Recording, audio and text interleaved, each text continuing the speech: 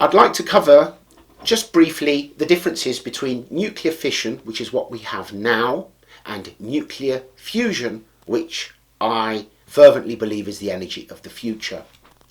With nuclear fission, what we have now is basically the atom is split, creating a mini nuclear explosion. And the fuel used for that is uranium and plutonium, which also then requires safe disposal of. We know that there have been incidents like Chernobyl, but in the UK our nuclear power plants are the safest in the world. Nothing beats nuclear power for safe energy. Whereas with nuclear fusion, where atoms are fused together to create energy, the fuel for that is actually hydrogen, and the byproduct is helium and water. It's the safest form of energy, or rather it will be eventually when we get there. Here's a quick video which explains it very clearly.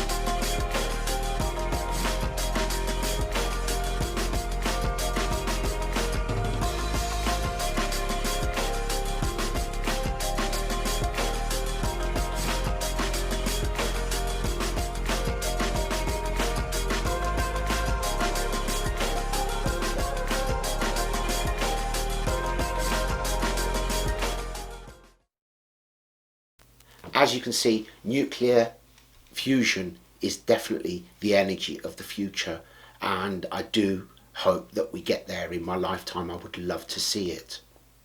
In the meantime, the government has recently got behind the production of Rolls-Royce SMRs, which are small modular reactors.